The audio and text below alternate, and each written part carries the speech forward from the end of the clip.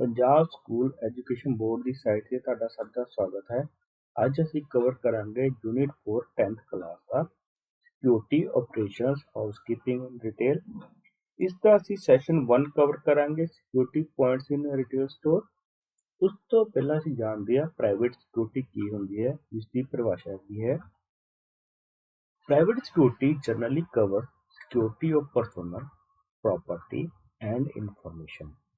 Private security ਆਮ ਤੌਰ ਤੇ ਇੱਕ ਸਟਾਫ, ਉਹਨਾਂ ਦੀ ਪ੍ਰਾਪਰਟੀ ਜਾਂ ਜਾਣਕਾਰੀ ਦੀ ਰੱਖਿਆ ਕਰਦੀ ਹੈ। ਤੁਸੀਂ ਦੇਖਿਆ ਹੋਣਾ ਜਦੋਂ ਤੁਸੀਂ ਬੈਂਕ ਵਿੱਚ ਜਾਂਦੇ ਹੋ ਤਾਂ ਗੇਟ ਦੇ ਉੱਪਰ ਗੇਟ ਕੀਪਰ ਹੁੰਦਾ ਹੈ। ਉਸ ਦਾ ਕੰਮ ਕੀ ਹੁੰਦਾ ਹੈ? ਆਉਣ ਜਾਣ ਵਾਲੇ ਬੰਦਿਆਂ ਤੇ ਨਜ਼ਰ ਰੱਖਣਾ ਅਤੇ ਉਹ ਆਪਣੇ ਬੈਂਕ ਦੇ ਇੰਪਲਾਈਜ਼ ਨੂੰ ਸੇਫ ਮਹਿਸੂਸ ਕਰਾਉਂਦਾ ਹੈ, ਜਿਨ੍ਹਾਂ ਨਾਲ ਉਹ ਆਮ ਤੌਰ ਤੇ ਬਿਨਾਂ ਡਰ ਤੋਂ ਕੰਮ ਕਰਦੇ ਹਨ। ਇਸ ਦਾ ਪ੍ਰਾਇਮਰੀ ਏਮ ਕੀ ਹੁੰਦਾ ਹੈ? ਪ੍ਰਾਇਮਰੀ ਏਮ ਹੁੰਦਾ ਹੈ ਆਪਣੇ ਸਟਾਫ ਨੂੰ ਸੇਫ ਅਤੇ ਸਿਕਿਉਰ ਇਨਵਾਇਰਨਮੈਂਟ ਪ੍ਰੋਵਾਈਡ ਕਰਨਾ, ਜਿੱਥੇ ਉਹ ਆਰਾਮ ਨਾਲ ਆਪਣੇ ਕੰਮ ਨਿਭਾ ਸਕਦੇ ਹਨ। ਪ੍ਰਾਈਵੇਟ ਸਿਕਿਉਰਿਟੀ ਪ੍ਰੋਵਾਈਡ ਕੌਣ ਕਰਦਾ ਹੈ? ਪ੍ਰਾਈਵੇਟ ਸਿਕਿਉਰਿਟੀ ਦੋ ਤਰੀਕਿਆਂ ਨਾਲ ਪ੍ਰੋਵਾਈਡ ਹੁੰਦੀ ਹੈ। ਇੱਕ ਤਰੀਕਾ ਹੁੰਦਾ ਹੈ ਜਿੱਥੇ ਇੱਕ ਕੰਪਨੀ ਇੰਪਲਾਈਜ਼ ਹਾਇਰ ਕਰਦੀ ਹੈ, ਪ੍ਰਾਈਵੇਟ ਕੰਪਨੀ, ਉਹ ਆਪਣੇ ਇੰਪਲਾਈਜ਼ ਨੂੰ ਦੂਜੀ ਕੰਪਨੀ ਦੇ ਵਿੱਚ ਭੇਜਦੀ ਹੈ ਪ੍ਰਾਈਵੇਟ ਇੰਪਲਾਈਜ਼ ਦੇ ਤੌਰ ਤੇ, ਪ੍ਰਾਈਵੇਟ ਸਿਕਿਉਰਿਟੀ ਦੇ ਇੰਪਲਾਈਜ਼ ਦੇ ਤੌਰ ਤੇ। ਉਹ ਉੱਥੇ ਜਾ ਕੇ ਦੂਜੀ ਕੰਪਨੀ ਨੂੰ ਪ੍ਰਾਈਵੇਟ ਸਿਕਿਉਰਿਟੀ, ਉਹਨਾਂ ਦੇ ਸਟਾਫ, ਉਹਨਾਂ ਦੀ ਪ੍ਰਾਪਰਟੀ ਜਾਂ ਉਹਨਾਂ ਦੀ ਇਨਫੋਰਮੇਸ਼ਨ ਨੂੰ ਸਿਕਿਉਰ ਕਰਦਾ ਹੈ। ਦੂਜਾ ਤਰੀਕਾ ਹੁੰਦਾ ਹੈ ਇੱਕ ਕੰਪਨੀ ਆਪਣੇ ਲਈ ਪ੍ਰਾਈਵੇਟ ਸਿਕਿਉਰਿਟੀ ਹਾਇਰ ਕਰਦੀ ਹੈ, ਜਿੱਥੇ ਉਹ ਆਪਣੇ ਇੰਪਲਾਈਜ਼, ਆਪਣੀ ਪ੍ਰਾਪਰਟੀ, ਆਪਣੀ ਇਨਫੋਰਮੇਸ਼ਨ ਨੂੰ ਸਿਕਿਉਰ ਰੱਖਣ ਦੇ ਲਈ ਉਹਨਾਂ ਦੀ ਮਦਦ ਲੈਂਦੀ ਹੈ। ਇਸ ਤੋਂ ਬਾਅਦ ਅਸੀਂ ਜਾਣਦੇ ਹਾਂ ਸਿਕਿਉਰਿਟੀ ਪੁਆਇੰਟਸ ਇਸ ਦੇ ਕਿਹੜੇ ਹਨ। ਸਭ ਤੋਂ ਪਹਿਲਾ ਹੈ prevention. Starting from a simple lock to boundary walls, gates, security guards, they are all means of preventing loss and damage to personal property and information। ਇਸ ਦੇ ਵਿੱਚ ਸਭ ਤੋਂ ਪਹਿਲਾ ਹੈ ਪ੍ਰੀਵੈਂਸ਼ਨ। ਪ੍ਰੀਵੈਂਸ਼ਨ ਦੇ ਵਿੱਚ ਸਿਕਿਉਰਿਟੀ ਸਟਾਫ ਇੱਕ ਸਿੰਪਲ ਲੌਕ ਤੋਂ ਲੈ ਕੇ ਬਾਉਂਡਰੀ ਵਾਲਸ ਅਤੇ ਗੇਟ ਦੀ ਰੱਖਿਆ ਕਰਦਾ ਹੈ, ਜਿਸ ਦੇ ਨਾਲ ਉੱਥੇ ਕੰਮ ਕਰ ਰਹੇ ਇੰਪਲਾਈਜ਼ ਜਾਂ ਘਰ ਦੇ ਮੈਂਬਰ ਆਪਣੇ ਆਪ ਨੂੰ ਸੁਰੱਖਿਅਤ ਮਹਿਸੂਸ ਕਰਦੇ ਹਨ ਅਤੇ ਉਹਨਾਂ ਦੀ ਪ੍ਰਾਪਰਟੀ ਅਤੇ ਇਨਫੋਰਮੇਸ਼ਨ ਨੂੰ ਗੁਆਚਣ ਜਾਂ ਚੋਰੀ ਕਰਨ ਦੀ ਕੋਈ ਸੰਭਾਵਨਾ ਨਹੀਂ ਰਹਿੰਦੀ। ਸੈਕੰਡ ਹੈ ਇਸ ਦੇ ਵਿੱਚ detection. An intruder may overcome protective barriers but may still be threatened in his or her plan by a detection and warning system that can alert the whole security apparatus। ਇਸ ਦੇ ਵਿੱਚ ਕੀ ਹੁੰਦਾ ਹੈ, ਇੱਕ ਘੁਸਪੈਠੀਆ ਜੋ ਉਹਨਾਂ ਦੀ ਕੰਪਨੀ ਦੇ ਵਿੱਚ ਆ ਚੁੱਕਾ ਹੈ, ਉਹਦੀ ਰੱਖਿਆ ਜਾਂ ਉਹਨਾਂ ਦੇ ਪਲਾਨ ਨੂੰ ਰੁਕਾਵਟਾਂ ਪਾ ਕੇ, ਰੁਕਾਵਟਾਂ ਨੂੰ ਅਲੱਗ-ਅਲੱਗ ਕਰਕੇ ਉਹਨਾਂ ਦੀ ਯੋਜਨਾਵਾਂ ਅਤੇ ਚੇਤਾਵਨੀ ਪ੍ਰਣਾਲੀ ਦੁਆਰਾ ਅਸਫਲ ਕੀਤਾ ਜਾਂਦਾ ਹੈ। ਇਸ ਦੇ ਵਿੱਚ ਸੁਰੱਖਿਆ ਯੰਤਰਾਂ ਨੂੰ ਚੇਤਾਵਨੀ ਦਿੱਤੀ ਜਾਂਦੀ ਹੈ। ਇਸ ਤੋਂ ਅਗਲਾ ਹੈ ਥਰਡ, ਇੰਟਰਫੇਰੈਂਸ।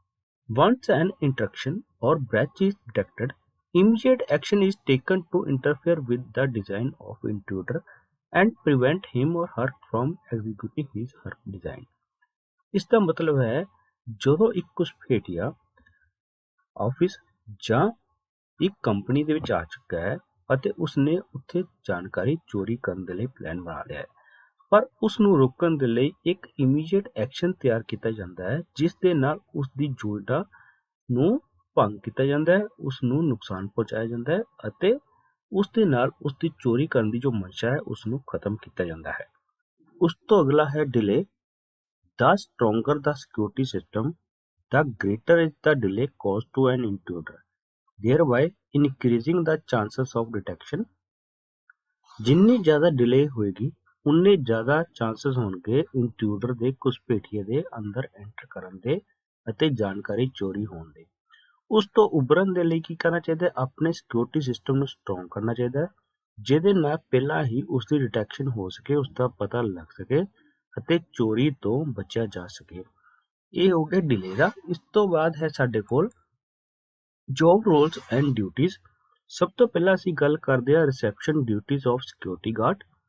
ਇਹਦੇ ਵਿੱਚ ਹੈ equipment are operational at the beginning of the duty. ਸਾਰੇ ਇਕਵਿਪਮੈਂਟ, ਸਾਰੇ ਜੋ ਕੰਮ ਕਰਨ ਦੇ ਯੰਤਰ ਹਨ ਉਹ ਕੰਮ ਕਰਨ ਦੀ ਹਾਲਤ ਦੇ ਵਿੱਚ ਹੋਣੇ ਚਾਹੀਦੇ ਹਨ ਜਦੋਂ ਡਿਊਟੀ ਸ਼ੁਰੂ ਹੁੰਦੀ ਹੈ। ਉਹਨਾਂ ਨੂੰ ਡਿਊਟੀ ਸ਼ੁਰੂ ਹੋਣ ਤੋਂ ਪਹਿਲਾਂ ਚੈੱਕ ਕਰਨਾ ਬਹੁਤ ਜ਼ਰੂਰੀ ਹੈ। ਸੈਕੰਡ ਹੈ visitors enter their particular in the visiting register. ਇਸ ਦੇ ਵਿੱਚ ਜਦੋਂ ਕੋਈ ਵਿਜ਼ਟਰ ਐਂਟਰ ਕਰਦਾ ਹੈ ਆਫਿਸ ਦੇ ਵਿੱਚ ਤਾਂ ਉਸ ਦਾ ਨਾਮ, ਪਤਾ, ਉਸ ਦਾ ਫੋਨ ਨੰਬਰ ਐਂਟਰ ਹੋਣਾ ਚਾਹੀਦਾ ਹੈ ਵਿਜ਼ਟਰ ਬੁੱਕ ਦੇ ਵਿੱਚ, ਜਿਸ ਦੇ ਨਾਲ ਪਤਾ ਲੱਗ ਸਕੇ ਉਹ ਕਿੱਥੋਂ ਆਇਆ ਹੈ ਅਤੇ ਉਸ ਦਾ ਮਕਸਦ ਕੀ ਹੈ, ਉਸਨੇ ਕਿਸ ਨੂੰ ਮਿਲਣਾ ਹੈ। Badges and visitor slips are issued after checking. Visitor register check ਕਰਨ ਤੋਂ ਬਾਅਦ ਅਤੇ ਉਹਨਾਂ ਦੇ ਬਾਰੇ ਜਾਣਕਾਰੀ ਪ੍ਰਾਪਤ ਕਰਨ ਉਹਨਾਂ ਨੂੰ ਇੱਕ ਬੈਜ ਜਾਂ ਵਿਜ਼ਟਰ ਸਲਿੱਪ ਦਿੱਤੀ ਜਾਏਗੀ, ਜਿਸ ਦੇ ਨਾਲ ਉਹ ਉਸੇ ਡਿਪਾਰਟਮੈਂਟ ਦੇ ਵਿੱਚ ਜਾਣਗੇ ਵਿਜ਼ਟਰ ਜਿੱਥੇ ਉਹਨਾਂ ਨੇ ਜਾਣਾ ਹੈ, ਜਿਸ ਦੇ ਪਾਰਟਿਕੂਲਰ ਉਹਨਾਂ ਨੇ ਰਜਿਸਟਰ ਦੇ ਵਿੱਚ ਫਿਲ ਕੀਤੇ ਹਨ। ਜੇ ਉਹਨਾਂ ਦੀ ਐਂਟਰੀ ਗਲਤ ਹੈ ਤਾਂ ਉਹਨਾਂ ਨੂੰ ਉਹ ਉੱਥੇ ਵਿਅਕਤੀ ਨਹੀਂ ਮਿਲੇਗਾ ਅਤੇ ਉਸ ਨੂੰ ਵਾਪਸ ਆਉਣਾ ਪਏਗਾ। ਨੈਕਸਟ ਹੈ documentation is available at the start of the duty. Documentation ਹਮੇਸ਼ਾ ਉਪਲਬਧ ਹੋਣੀ ਚਾਹੀਦੀ ਹੈ ਜਦੋਂ ਸਾਡੀ ਡਿਊਟੀ ਸ਼ੁਰੂ ਹੁੰਦੀ ਹੈ ਕਿਸੇ ਸਿਕਿਉਰਿਟੀ ਗਾਰਡ ਦੀ। Documents are complete. ਸਾਰੇ ਡਾਕੂਮੈਂਟਸ ਪੂਰੇ ਹੋਣੇ ਚਾਹੀਦੇ ਹਨ, ਕੋਈ ਵੀ ਡਾਕੂਮੈਂਟ ਅਧੂਰਾ ਨਹੀਂ ਹੋਣਾ ਚਾਹੀਦਾ। ਨੈਕਸਟ ਹੈ ਗੇਟ ਡਿਊਟੀਜ਼। ਪਹਿਲਾਂ ਅਸੀਂ ਗੱਲ ਕਰ ਰਹੇ ਸੀ ਰਿਸੈਪਸ਼ਨ ਤੇ। ਰਿਸੈਪਸ਼ਨ ਦਾ ਮਤਲਬ ਹੈ ਜਦੋਂ ਵਿਅਕਤੀ ਆਫਿਸ ਦੇ ਵਿੱਚ ਐਂਟਰ ਹੋ ਗਿਆ ਉਸ ਤੋਂ ਬਾਅਦ ਉਹਦੀਆਂ ਜੋ ਡਿਊਟੀਜ਼ ਹੁੰਦੀਆਂ ਹਨ ਉਹਨਾਂ ਦੇ ਬਾਰੇ ਗੱਲ ਕੀਤੀ ਹੈ। ਹੁਣ ਅਸੀਂ ਗੱਲ ਕਰਾਂਗੇ ਗੇਟ ਤੇ ਡਿਊਟੀਜ਼ ਦੀ। ਇਹਦੇ ਵਿੱਚ ਸਭ ਤੋਂ ਪਹਿਲੀ ਹੈ all equipment is operational at the start of the duty. Same ਜੋ ਪਹਿਲੇ ਦੇ ਵਿੱਚ ਸੀਗਾ, ਕੋਈ ਵੀ ਡਿਊਟੀ ਸ਼ੁਰੂ ਹੋਣ ਤੋਂ ਪਹਿਲਾਂ ਸਾਨੂੰ ਸਾਰੇ ਜੰਤਰ ਚੈੱਕ ਕਰ ਲੈਣੇ ਚਾਹੀਦੇ ਹਨ ਕਿ ਉਹ ਵਰਕਿੰਗ ਹਾਲਤ ਦੇ ਵਿੱਚ ਹਨ ਜਾਂ ਨਹੀਂ ਹਨ। All documentation is available at the start of the duty. ਸਾਰੇ ਡਾਕੂਮੈਂਟ ਉਪਲਬਧ ਹੋਣੇ ਚਾਹੀਦੇ ਹਨ ਜਦੋਂ ਡਿਊਟੀ ਸ਼ੁਰੂ ਹੁੰਦੀ ਹੈ। ਮਤਲਬ ਕਿ ਉਹਨਾਂ ਦੇ ਵਿਜ਼ਟਰ ਰਜਿਸਟਰ, ਉਹਨਾਂ ਦਾ ਪੈਨ, ਕਾਪੀ, ਸਭ ਕੁਝ ਉੱਥੇ ਉਪਲਬਧ ਹੋਣਾ ਚਾਹੀਦਾ ਹੈ ਡਿਊਟੀ ਸ਼ੁਰੂ ਹੋਣ ਤੋਂ ਪਹਿਲਾਂ। Stop vehicle entering and exiting. ਜਦੋਂ ਵਹੀਕਲ ਕਿਸੇ ਫੈਕਟਰੀ ਦੇ ਵਿੱਚ ਐਂਟਰ ਹੁੰਦਾ ਹੈ ਤਾਂ ਉਸ ਨੂੰ ਐਂਟਰ ਹੋਣ ਤੋਂ ਪਹਿਲਾਂ ਚੈੱਕ ਕਰਨਾ ਚਾਹੀਦਾ ਹੈ, ਉਹਨਾਂ ਨੂੰ ਰੋਕਣਾ ਚਾਹੀਦਾ ਹੈ ਅਤੇ ਉਹਨਾਂ ਦੀ ਚੈਕਿੰਗ ਕਰਨੀ ਚਾਹੀਦੀ ਹੈ। Stop personnel entering and exiting. ਸਾਰੇ ਜਿੰਨੇ ਵੀ ਵਰਕਰਸ ਕੰਮ ਕਰ ਰਹੇ ਹਨ, ਸਟਾਫ ਕੰਮ ਕਰ ਰਿਹਾ, ਉਹਨਾਂ ਨੂੰ ਆਉਣ ਦੇ ਵੇਲੇ ਅਤੇ ਜਾਣ ਦੇ ਵੇਲੇ ਚੈੱਕ ਕਰਨਾ ਚਾਹੀਦਾ ਹੈ ਤਾਂ ਕਿ ਉਹਨਾਂ ਨੂੰ ਪਤਾ ਲੱਗ ਸਕੇ ਉਹ ਕਿਹੜੇ ਕਿਹੜੇ ਡਿਪਾਰਟਮੈਂਟ ਨਾਲ ਸੰਬੰਧ ਰੱਖਦੇ ਹਨ। Search vehicle entering and exiting. ਜਦੋਂ ਵਹੀਕਲ ਐਂਟਰ ਕਰ ਰਿਹਾ ਹੈ ਅਤੇ ਐਗਜ਼ਿਟ ਕਰ ਰਿਹਾ ਹੈ ਕੰਪਨੀ ਦੇ ਵਿੱਚੋਂ ਤਾਂ ਉਸ ਨੂੰ ਚੈੱਕ ਕਰਨਾ ਬਹੁਤ ਜ਼ਰੂਰੀ ਹੁੰਦਾ ਹੈ। Search personnel entering and exiting. ਜਿਹੜਾ ਸਟਾਫ ਐਂਟਰ ਕਰ ਰਿਹਾ ਹੈ ਅਤੇ ਬਾਹਰ ਜਾ ਰਿਹਾ ਹੈ ਉਹਨਾਂ ਦੀ ਚੈਕਿੰਗ ਵੀ ਬਹੁਤ ਜ਼ਰੂਰੀ ਹੁੰਦੀ ਹੈ। Record all incidents of stop and search. ਸਾਰੇ ਇਨਸੀਡੈਂਟ ਸਾਰੇ ਰਜਿਸਟਰ ਵਿੱਚ ਨੋਟ ਹੋਣੇ ਚਾਹੀਦੇ ਹਨ। ਕਿਹੜਾ ਵਿਅਕਤੀ ਆਇਆ, ਕਿਹੜਾ ਵਿਅਕਤੀ ਗਿਆ, ਕਿਹੜਾ ਵਹੀਕਲ ਆਇਆ, ਕਿਹੜਾ ਵਹੀਕਲ ਗਿਆ, ਕਿਹੜਾ ਸਮਾਨ ਲੈ ਕੇ ਆਇਆ ਸੀ ਅਤੇ ਕਿਹੜਾ ਸਮਾਨ ਨਹੀਂ ਲੈ ਕੇ ਆਇਆ ਸੀ। Ensure that all documentation is complete as soon as possible. ਜਿੰਨੀ ਵੀ ਜਾਣਕਾਰੀ ਹੈ ਜਲਦੀ ਤੋਂ ਜਲਦੀ ਲਿਸਟ ਦੇ ਉੱਪਰ ਨੋਟ ਹੋਣੀ ਚਾਹੀਦੀ ਹੈ ਅਤੇ ਇਸ ਦਾ ਪੂਰਾ ਰਿਕਾਰਡ ਰੱਖਣਾ ਚਾਹੀਦਾ ਹੈ। ਇਹ ਹੋ ਗਈ ਗੇਟ ਡਿਊਟੀਜ਼। ਉਸ ਤੋਂ ਬਾਅਦ ਅਸੀਂ ਗੱਲ ਕਰਦੇ ਹਾਂ ਮਟੀਰੀਅਲ ਹੈਂਡਲਿੰਗ ਦੀ। ਮਟੀਰੀਅਲ ਹੈਂਡਲਿੰਗ ਕੀ ਹੁੰਦੀ ਹੈ?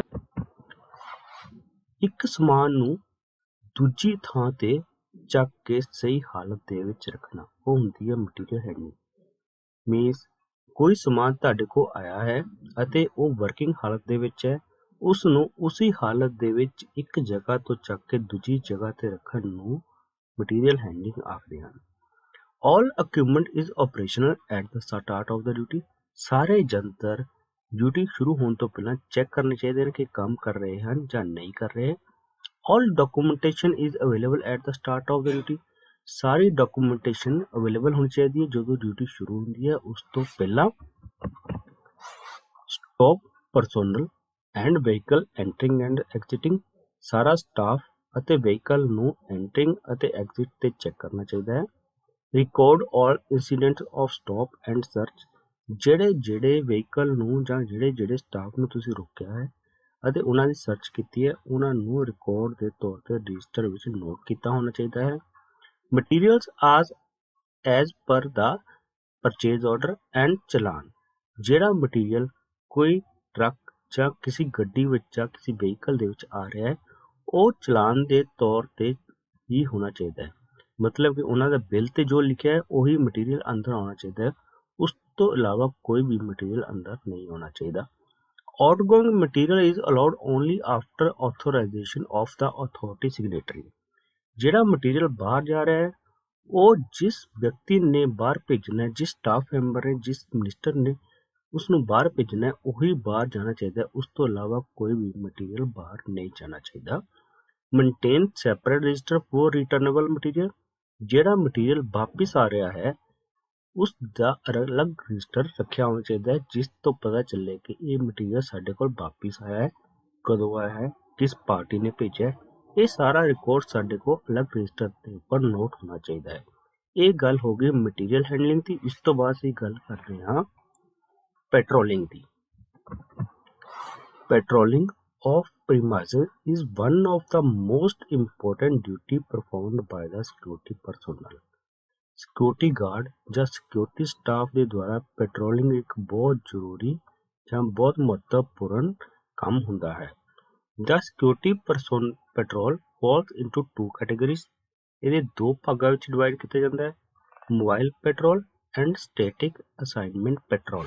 ਸਭ ਤੋਂ ਪਹਿਲਾਂ ਅਸੀਂ ਜਾਣਦੇ ਹਾਂ ਮੋਬਾਈਲ ਪੈਟਰੋਲ ਕੀ ਹੁੰਦਾ ਹੈ। Mobile patrols most important element of any security system। ਇਹ ਬਹੁਤ ਜ਼ਰੂਰੀ ਤੱਤ ਹੁੰਦਾ ਹੈ security system the. Mobile patrol visits are carried out on a client's property at irregular interval। ਥੋੜੀ ਦੇਰ ਦੇ ਬਾਅਦ ਇੱਕ ਸਿਕਿਉਰਿਟੀ ਗਾਰਡ ਆਪਣੀ ਕਲਾਇੰਟ ਦੀ ਪ੍ਰਾਪਰਟੀ ਦੇ ਵਿੱਚ ਚੱਕਰ ਮਾਰਦਾ ਹੈ ਅਤੇ ਜਾਣਕਾਰੀ ਪ੍ਰਾਪਤ ਕਰਦਾ ਹੈ ਕਿਹੜਾ ਵਿਅਕਤੀ ਆਇਆ ਹੈ, ਕਿਹੜਾ ਵਿਅਕਤੀ ਗਿਆ ਹੈ, ਜਾਂ ਕੋਈ ਅਜਿਹਾ ਵਿਅਕਤੀ ਤੇ ਨਹੀਂ ਘੁੰਮ ਰਿਹਾ ਜੋ ਅਣਪਛਾਤਾ ਹੈ, ਉਸ ਦੇ ਬਾਰੇ ਜਾਣਕਾਰੀ ਇਕੱਤਰਿਤ ਕਰਨੀ ਪੈਂਦੀ ਹੈ। Number of visit per shift may have to be agreed with the client. ਹੁਣ ਉੱਥੇ ਕਿੰਨੀ ਵਿਜ਼ਿਟ ਕਰਨੀ ਹੈ ਇਹ ਕਲਾਇੰਟ ਤੇ ਡਿਪੈਂਡ ਕਰਦਾ ਹੈ, ਜਿਸ ਦੇ ਨਾਲ ਕੰਪਨੀ ਦਾ ਐਗਰੀਮੈਂਟ ਹੋਇਆ, ਸਿਕਿਉਰਿਟੀ ਕੰਪਨੀ ਦਾ ਐਗਰੀਮੈਂਟ ਹੋਇਆ। ਇਸ ਤੋਂ ਬਾਅਦ ਅਸੀਂ ਗੱਲ ਕਰਦੇ ਹਾਂ ਸਟੈਟਿਕ ਅਸਾਈਨਮੈਂਟ ਪੈਟਰੋਲ ਕੀ ਹੁੰਦਾ ਹੈ। ਸਟੈਟਿਕ ਅਸਾਈਨਮੈਂਟ ਪੈਟਰੋਲ ਉਹ ਹੁੰਦਾ ਹੈ ਜਦੋਂ ਇੱਕ ਵਿਅਕਤੀ ਇੱਕ ਥਾਂ ਤੇ ਹੀ ਖੜਾ ਹੋ ਕੇ ਆਪਣੇ ਆਲੇ ਦੁਆਲੇ ਦੀ ਜਾਣਕਾਰੀ ਇਕੱਤਰਿਤ ਕਰਦਾ ਹੈ ਅਤੇ ਉਸ ਦੀ ਰੱਖਿਆ ਕਰਦਾ ਹੈ, ਉਸ ਨੂੰ ਕਹਿੰਦੇ ਹਨ ਸਟੈਟਿਕ ਅਸਾਈਨਮੈਂਟ ਪੈਟਰੋਲ। ਇਸ ਤੋਂ ਬਾਅਦ ਅਸੀਂ ਗੱਲ ਕਰਦੇ ਹਾਂ ਕੰਟਰੋਲ ਰੂਮ ਡਿਊਟੀਜ਼ ਕਿਹੜੀ ਹੁੰਦੀਆਂ ਹਨ।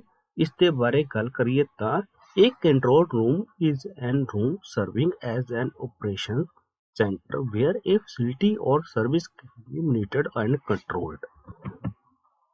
ਕੰਟਰੋਲ ਰੂਮ ਇੱਕ ਇਸ ਤਰ੍ਹਾਂ ਦੀ ਥਾਂ ਹੁੰਦੀ ਹੈ ਜਿੱਥੇ ਪੂਰੇ ਆਪਰੇਸ਼ਨ ਨੂੰ ਇੱਕ ਅਮਲੀ ਜਾਮਾ ਅਪਣਾਇਆ ਜਾਂਦਾ ਹੈ, ਜਿਸ ਤੋਂ ਪੂਰੀ ਐਕਟੀਵਿਟੀ ਕੰਟਰੋਲ ਕੀਤੀ ਜਾਂਦੀ ਹੈ ਅਤੇ ਮੋਨੀਟਰ ਕੀਤੀ ਜਾਂਦੀ ਹੈ ਕਿਹੜਾ ਵਿਅਕਤੀ ਕਿੱਥੇ ਕੰਮ ਕਰ ਰਿਹਾ ਹੈ ਅਤੇ ਉਹ ਕੀ ਕੰਮ ਕਰ ਰਿਹਾ ਹੈ। ਇਸ ਨੂੰ ਕਹਿੰਦੇ ਹਨ control room duties. Control room duty ਦੀ ਗੱਲ ਕਰੀਏ ਤਾਂ ਫੰਕਸ਼ਨਸ ਐਂਡ ਡਿਊਟੀਜ਼ ਆਫ ਕਿਹੜੀਆਂ ਹਨ ਕੰਟਰੋਲ ਰੂਮ ਦੀਆਂ। ਸਭ ਤੋਂ ਪਹਿਲੀ ਹੈ effective monitoring of guards, patrolman and mobile supervisory staff. ਇਹਦੇ ਨਾਲ ਕੀ ਹੁੰਦਾ ਹੈ, ਜਿਹੜੇ ਵੀ ਗਾਰਡ ਕਿਤੇ ਕੰਮ ਕਰ ਰਹੇ ਹਨ ਜਾਂ ਪੈਟਰੋਲਮੈਨ ਕੰਮ ਕਰ ਰਹੇ ਹਨ, ਉਹਨਾਂ ਨੂੰ ਮੋਨੀਟਰ ਕਰਨਾ ਕਿ ਉਹ ਵਿਅਕਤੀ ਇਸ ਵਕਤ ਕਿੱਥੇ ਕੰਮ ਕਰ ਰਹੇ ਹਨ ਅਤੇ ਉਹਨਾਂ ਦਾ ਕੰਮ ਚੱਲ ਰਿਹਾ ਹੈ ਜਾਂ ਨਹੀਂ ਚੱਲ ਰਿਹਾ। Recording of all appropriate routes and emergency matter to enable management to deal quickly and efficiently। ਉਹਨਾਂ ਦੀ ਪੂਰੀ ਡਿਊਟੀ ਐਪਰੋਪ੍ਰੀਏਟ ਚੱਲ ਰਹੀ ਹੈ। ਜੇ ਕੋਈ ਐਮਰਜੈਂਸੀ ਆਈ ਹੈ ਤਾਂ ਮੈਨੇਜਮੈਂਟ ਨੂੰ ਇਨੇਬਲ ਕਰਨਾ ਕਿ ਉਹ ਜਲਦੀ ਤੋਂ ਜਲਦੀ ਐਕਸ਼ਨ ਲੈ ਕੇ ਆਪਣਾ ਕੰਮ ਪੂਰਾ ਕਰਵੇ। ਇਸ ਤੋਂ ਬਾਅਦ ਗੱਲ ਕਰਦੇ ਹਾਂ maintaining A register of all keys held in the facility. ਜਿੰਨੀਆਂ ਵੀ ਕੀਜ਼ ਹਨ, ਮਤਲਬ ਕਿ ਜਿਹੜੇ ਵਿਅਕਤੀ ਉਹਨਾਂ ਕੋਲ ਕੰਮ ਕਰ ਰਹੇ ਹਨ, ਉਹਨਾਂ ਦਾ ਰਜਿਸਟਰ ਤਿਆਰ ਕਰਨਾ ਕਿ ਉਹ ਵਿਅਕਤੀ ਇਸ ਵਕਤ ਕਿੱਥੇ ਕੰਮ ਕਰ ਰਿਹਾ ਹੈ ਅਤੇ ਉਹਨਾਂ ਦਾ ਮਕਸਦ ਕੀ ਹੈ। ਇਸ ਤੋਂ ਬਾਅਦ insure proper surveillance through CCTV ਦੇ ਰਾਹੀਂ ਪੂਰੀ ਤਰ੍ਹਾਂ ਧਿਆਨ ਰੱਖਣਾ ਕਿ ਵਿਅਕਤੀ ਇਸ ਵਕਤ ਕੰਮ ਕਰ ਰਿਹਾ ਹੈ ਜਾਂ ਨਹੀਂ ਕਰ ਰਿਹਾ, ਅਤੇ ਜੇ ਕੰਮ ਕਰ ਰਿਹਾ ਤਾਂ ਕਿੱਥੇ ਕੰਮ ਕਰ ਰਿਹਾ ਹੈ, ਕੋਈ ਚੋਰ ਜਾਂ ਕੋਈ ਹੋਰ ਵਿਅਕਤੀ ਬੇਵਜ੍ਹਾ ਪ੍ਰੀਮਾਈਸਿਸ ਦੇ ਵਿੱਚ ਐਂਟਰ ਤਾਂ ਨਹੀਂ ਕਰ ਰਿਹਾ। ਇਹ ਸਾਰੇ ਕੰਮ ਹਨ ਜਾਂ ਡਿਊਟੀਜ਼ ਹਨ ਕਿਹਦੇ ਕੰਟਰੋਲ ਰੂਮ ਦੀਆਂ। ਇਸ ਤੋਂ ਬਾਅਦ ਅਸੀਂ ਗੱਲ ਕਰਦੇ ਹਾਂ ਅਸਾਈਨਮੈਂਟ ਇੰਸਟਰਕਸ਼ਨਸ ਕਿਹੜੀਆਂ ਹੁੰਦੀਆਂ ਹਨ। ਐਨ important aspect in the execution of the security task is that every individual must be aware of his and her duties for which written instructions must exist। इसका मतलब है ਹਰ ਇੱਕ ਇੰਡੀਵਿਜੂਅਲ ਹਰ ਇੱਕ ਵਿਅਕਤੀ ਜੋ ਕੰਪਨੀ ਦੇ ਵਿੱਚ ਕੰਮ ਕਰ ਰਿਹਾ ਉਸਨੂੰ ਆਪਣੀਆਂ ਡਿਊਟੀਆਂ ਦੇ ਬਾਰੇ ਪਤਾ ਹੋਣਾ ਚਾਹੀਦਾ ਹੈ ਜੋ ਲਿਖਤੀ ਰੂਪ ਦੇ ਵਿੱਚ ਉਸਦੇ ਕੋਲ ਉਪਲਬਧ ਹਨ। ਦੇ ਇੰਡੀਕੇਟ ਉਹ ਦੱਸਦੀਆਂ ਹਨ what the security personnel should do on the assignment। ਉਸਨੇ ਆਪਣੇ ਡਿਊਟੀ ਦੇ ਦੌਰਾਨ ਕੀ ਕਰਨਾ ਹੈ, ਕਿੱਥੇ ਜਾਣਾ ਹੈ, ਕਿੱਦਾਂ ਰਿਸਪੌਂਡ ਕਰਨਾ ਹੈ ਅਤੇ ਡਿਫਰੈਂਟ ਸਿਚੁਏਸ਼ਨ ਦੇ ਵਿੱਚ ਉਹਨੇ ਕਿਹੜੇ ਐਕਸ਼ਨ ਲੈਣੇ ਹਨ, ਪੈਟਰੋਲ ਰੂਟਸ ਉਹਦੇ ਕਿਹੜੇ ਹਨ, ਉਹਨ ਕਿਹੜੀਆਂ ਥਾਵਾਂ ਤੇ ਜਾਣਾ ਹੈ ਅਤੇ ਉਹਨਾਂ ਦੀ ਟਾਈਮਿੰਗ ਕੀ ਹੈ। ਲਾਈਨਸ ਆਫ ਕਮਿਊਨੀਕੇਸ਼ਨ ਉਹ ਕਿਸ ਤਰ੍ਹਾਂ ਆਪਣੇ ਵਿਅਕਤੀ ਆਪਣੇ ਕੰਟਰੋਲ ਰੂਮ ਨਾਲ ਕਮਿਊਨੀਕੇਟ ਕਰ ਸਕਦਾ ਹੈ। Comprehensive detail of the assignment ਕਿਹੜੀਆਂ ਉਸਦੀਆਂ ਡਿਟੇਲ ਹਨ ਉਹ ਲਿਖਤੀ ਰੂਪ ਦੇ ਵਿੱਚ ਉਸਕੋ ਉਪਲਬਧ ਹੋਣੀਆਂ ਚਾਹੀਦੀਆਂ ਹਨ। Precise instruction in respect of responsibility and accountability ਉਸਦੀ ਕੀ ਜ਼ਿੰਮੇਵਾਰੀਆਂ ਹਨ ਅਤੇ ਕੀ ਉਹ ਕਰ ਸਕਦਾ ਹੈ ਇਹ ਸਭ ਉਸਦੇ ਕੋਲ ਲਿਖਤੀ ਰੂਪ ਦੇ ਵਿੱਚ ਹੋਣਾ ਚਾਹੀਦਾ ਹੈ। ਉਹਦੇ ਵਰਕਿੰਗ ਆਵਰਸ ਅਤੇ ਹੈਂਡਲਿੰਗ ਉਸਦਾ ਪ੍ਰੋਸੀਜਰ ਕੀ ਹੈ ਇਸ ਦੇ ਬਾਰੇ ਉਸਨੂੰ ਸਭ ਪਤਾ ਹੋਣਾ ਚਾਹੀਦਾ ਹੈ। ਇਹ ਅਸਾਈਨਮੈਂਟ ਇੰਸਟਰਕਸ਼ਨ ਦੇ ਵਿੱਚ ਸਾਰੀਆਂ ਚੀਜ਼ਾਂ ਹੋਣੀਆਂ ਚਾਹੀਦੀਆਂ ਹਨ ਉਸਦੇ ਕੋਲ ਲਿਖਤੀ ਰੂਪ ਦੇ ਵਿੱਚ। ਇਸ ਤੋਂ ਬਾਅਦ ਗੱਲ ਕਰਦੇ ਆ assignment instruction duties and responsibilities ਕਿਹੜੀਆਂ ਹੁੰਦੀਆਂ ਹਨ। ਸਭ ਤੋਂ ਪਹਿਲਾਂ ਹੈ ਇੰਟਰਨਲ ਆਰਗੇਨਾਈਜੇਸ਼ਨ ਚਾਰਟ। ਉਸਨੂੰ ਪਤਾ ਹੋਣਾ ਚਾਹੀਦਾ ਹੈ ਉਸ ਦਾ ਬੌਸ ਕੌਣ ਹੈ, ਉਸ ਦਾ ਸੁਪਰਵਾਈਜ਼ਰ ਕੌਣ ਹੈ ਅਤੇ ਉਹ ਕਿਹੜੀ ਕੰਪਨੀ ਵਿੱਚ ਕੰਮ ਕਰ ਰਿਹਾ, ਉਸ ਦਾ ਹੈੱਡ ਆਫਿਸ ਕਿੱਥੇ ਹੈ। ਇਹ ਸਾਰੀਆਂ ਚੀਜ਼ਾਂ ਦਾ ਉਸਨੂੰ ਪਤਾ ਹੋਣਾ ਚਾਹੀਦਾ ਹੈ। ਉਸ ਤੋਂ ਬਾਅਦ ਕੰਪਨੀ ਸੇਫਟੀ ਸਟੇਟਮੈਂਟ ਉਸਨੂੰ ਕੰਪਨੀ ਦੀ ਸੇਫਟੀ ਸਟੇਟਮੈਂਟ ਦੇ ਬਾਰੇ ਵੀ ਪਤਾ ਹੋਣਾ ਚਾਹੀਦਾ ਹੈ। ਕੰਪਨੀ ਦੀ ਸਟੇਟਮੈਂਟ ਕੀ ਹੈ ਅਤੇ ਉਹ ਕਿਸ ਤਰ੍ਹਾਂ ਕੰਮ ਕਰਦੀ ਹੈ। ਸਟੈਂਡਿੰਗ ਇੰਸਟਰਕਸ਼ਨਸ ਉਸਦੇ ਲਈ ਇੰਸਟਰਕਸ਼ਨ ਕਿਹੜੇ ਹਨ। ਐਮਰਜੈਂਸੀ ਪਲਾਨ ਜੇ ਉਸਨੂੰ ਕੋਈ ਐਮਰਜੈਂਸੀ ਆ ਗਈ ਹੈ ਤਾਂ ਉਹ ਕਿਸ ਨੂੰ ਕੰਟੈਕਟ ਕਰ ਸਕਦਾ ਹੈ ਅਤੇ ਉਹ ਉਹਨਾਂ ਨੂੰ ਕਿੰਨੀ ਦੇਰ ਦੇ ਵਿੱਚ ਰਿਸਪੌਂਡ ਕਰ ਸਕਦੇ ਹਨ। ਇਹ ਸਾਰੀਆਂ ਚੀਜ਼ਾਂ ਦਾ ਉਸਨੂੰ ਪਤਾ ਹੋਣਾ ਚਾਹੀਦਾ ਹੈ। Name and address of Ki personal ਉਸਨੂੰ ਆਪਣੇ ਹੈੱਡ ਆਫਿਸ ਅਤੇ ਸਾਰੇ ਜਾਣਕਾਰੀ ਹੋਣੀ ਚਾਹੀਦੀ ਹੈ ਜਿਸ ਦੇ ਬਾਰੇ ਉਸਨੂੰ ਡਿਊਟੀਆਂ ਨਿਭਾਉਣੀਆਂ ਪੈਂਦੀਆਂ ਹਨ। ਇਹ ਹੋ ਗਿਆ ਸਾਡਾ ਸੈਸ਼ਨ 1। ਇਸ ਤੋਂ ਬਾਅਦ ਅਸੀਂ ਗੱਲ ਕਰਦੇ ਹਾਂ ਸੈਸ਼ਨ 2 ਦੀ। Session 2 role and functions of security personnel. ਇਸ ਦੇ ਵਿੱਚ ਅਸੀਂ ਗੱਲ ਕਰਾਂਗੇ ਸਿਕਿਉਰਿਟੀ ਸਟਾਫ ਹੈ ਜੋ ਉਸਦਾ ਰੋਲ ਕੀ ਹੈ ਤੇ ਉਸਦੇ ਕੰਮ ਕਿਹੜੇ ਹਨ। ਤਾਂ ਉਸਦੇ ਬਾਰੇ ਅਸੀਂ ਗੱਲ ਕਰੀਏ ਤਾਂ ਅਸੀਂ ਪ੍ਰਾਈਵੇਟ ਸਿਕਿਉਰਿਟੀ ਦੀ ਪਰਿਭਾਸ਼ਾ ਪਹਿਲਾਂ ਪੜ੍ਹ ਚੁੱਕੇ ਹਾਂ। ਪ੍ਰਾਈਵੇਟ ਸਿਕਿਉਰਿਟੀ ਦੀ ਪਰਿਭਾਸ਼ਾ ਕੀ ਹੁੰਦੀ ਹੈ, ਜਦੋਂ ਇੱਕ ਸਿਕਿਉਰਿਟੀ ਗਾਰਡ ਕਿਸੇ ਪਰਸਨਲ ਸਟਾਫ ਜਾਂ ਫਿਰ ਪ੍ਰੋਪਰਟੀ ਜਾਂ ਇਨਫੋਰਮੇਸ਼ਨ ਦੀ ਰੱਖਿਆ ਕਰਦਾ ਹੈ ਤਾਂ ਉਸਨੂੰ ਪ੍ਰਾਈਵੇਟ ਸਿਕਿਉਰਿਟੀ ਦਾ ਅਦਾਰਾ ਦਿੱਤਾ ਗਿਆ ਹੈ। ਇਸ ਦੇ ਵਿੱਚ ਅਸੀਂ ਗੱਲ ਕਰੀਏ ਤਾਂ ਇੱਕ ਐਕਟ ਹੈ PSARA ਐਕਟ 2005 ਜਿਸ ਦੀ ਫੁੱਲ ਫਾਰਮ ਹੈ private security agency regulation act 2005। ਇਸ ਦੇ ਅਨੁਸਾਰ ਪਰਿਭਾਸ਼ਾ ਜੋ ਹੈ ਸਿਕਿਉਰਿਟੀ ਗਾਰਡ ਦੀ, ਇਹ security guard is defined as any person providing private security with or without arms to another person or property or both and includes a supervisor। ਇਸ ਦੇ ਅਨੁਸਾਰ ਪ੍ਰਾਈਵੇਟ ਸਿਕਿਉਰਿਟੀ ਨੂੰ ਡਿਫਾਈਨ ਕਰੀਏ ਤਾਂ ਉਸ ਦੇ ਵਿੱਚ ਉਹ ਵਿਅਕਤੀ ਜਿਹੜਾ ਪ੍ਰਾਈਵੇਟ ਸਿਕਿਉਰਿਟੀ ਪ੍ਰੋਵਾਈਡ ਕਰ ਰਿਹਾ ਹੈ ਅਸਲੇ ਨਾਲ ਜਾਂ ਬਿਨਾਂ ਅਸਲੇ ਤੋਂ, ਤਾਂ ਉਹ ਕਿਸੇ ਵਿਅਕਤੀ ਨੂੰ ਜਾਂ ਕਿਸੇ ਪ੍ਰਾਪਰਟੀ ਦੀ ਰੱਖਿਆ ਕਰ ਰਿਹਾ ਹੈ ਜਿਸ ਦੇ ਵਿੱਚ ਉਹ ਆਪਣੇ ਇੱਕ ਸੁਪਰਵਾਈਜ਼ਰ ਦੇ ਅਧੀਨ ਕੰਮ ਕਰ ਰਿਹਾ ਹੈ ਤਾਂ ਉਸਨੂੰ ਪ੍ਰਾਈਵੇਟ ਸਿਕਿਉਰਿਟੀ ਦਾ ਅਦਾਰਾ ਕਿਹਾ ਜਾ ਸਕਦਾ ਹੈ ਜਾਂ ਪ੍ਰਾਈਵੇਟ ਸਿਕਿਉਰਿਟੀ ਦੀ ਪਰਿਭਾਸ਼ਾ ਕਿਹਾ ਜਾ ਸਕਦਾ ਹੈ PSARA ਐਕਟ 2005 ਦੇ ਅਨੁਸਾਰ। ਇਸ ਤੋਂ ਬਾਅਦ ਅਸੀਂ ਗੱਲ ਕਰੀਏ ਤਾਂ SOP ਕੀ ਹੁੰਦੀ ਹੈ। SOP ਦੀ ਗੱਲ ਕਰੀਏ ਤਾਂ SOP ਲਿਖਤੀ ਰੂਪ ਦੇ ਵਿੱਚ ਇੰਸਟਰਕਸ਼ਨਸ ਦਿੱਤੀਆਂ ਗਈਆਂ ਹੁੰਦੀਆਂ ਹਨ ਜਿਨ੍ਹਾਂ ਨੂੰ ਇੱਕ ਸਿਕਿਉਰਿਟੀ ਗਾਰਡ ਨੇ ਜਾਂ ਹਰ ਇੱਕ ਕੰਪਨੀ ਨੇ ਆਪਣੇ ਇੰਪਲਾਈਜ਼ ਲਈ ਰੱਖਿਆ ਹੁੰਦੀਆਂ ਹਨ। ਇਸ ਦੇ ਵਿੱਚ ਕੀ ਹੁੰਦਾ ਹੈ, SOP ਹਰ ਇੱਕ ਇੰਪਲਾਈ ਨੂੰ ਲਿਖਤੀ ਰੂਪ ਦੇ ਦਿੱਤੀ ਗਈ ਹੈ ਜਿਸ ਦੇ ਵਿੱਚ ਉਸਦਾ ਨਾਮ, ਉਸਨੇ ਕੀ ਕਰਨਾ ਹੈ, ਉਸਦਾ ਕੰਮ ਕਰਨ ਦਾ ਵਕਤ ਕੀ ਹੈ, ਉਹਨ ਕਿਹੜੇ ਇੰਸਟਰਕਸ਼ਨ ਫੋਲੋ ਕਰਨੀਆਂ ਹਨ, ਉਸਦੇ ਸੇਫਟੀ ਮੇਜਰਸ ਕਿਹੜੇ ਹਨ, ਸਭ ਚੀਜ਼ਾਂ ਉਸ ਦੇ ਵਿੱਚ ਆ ਜਾਂਦੀਆਂ ਹਨ। SOP ਦੀ ਪਰਿਭਾਸ਼ਾ ਗੱਲ ਕਰੀਏ ਤਾਂ SOP for a security guard varies with the type of job that the guard is doing। SOP अलग अलग है हर एक जॉब के अनुसार। सिक्योरिटी गार्ड कोई ਪੈਟਰੋਲਿੰਗ ਕਰ ਰਿਹਾ ਹੈ, ਕੋਈ ਮੋਬਾਈਲ ਪੈਟਰੋਲ ਹੈ ਤੇ ਕੋਈ ਸਟੈਟਿਕ ਪੈਟਰੋਲਿੰਗ ਤੇ ਕੰਮ ਕਰ ਰਿਹਾ, ਤਾਂ ਉਹਨਾਂ ਲਈ ਹਰ ਇੱਕ ਦੇ ਲਈ SOP ਅਲੱਗ-ਅਲੱਗ ਹਨ। He she is required to perform the following general roles and functions। ਉਹਨੇ ਕਿਹੜੇ-ਕਿਹੜੇ ਜੋਬ ਰੋਲ करने हैं। Wear neat and tidy uniform, उसने साफ सुथरी यूनिफॉर्म पहननी है। Maintain hygiene and proper grooming, उसने पूरे हाइजीन अपने आप ਨੂੰ ਰੱਖਣਾ ਹੈ ਮਾਹੌਲ ਦੇ ਵਿੱਚ।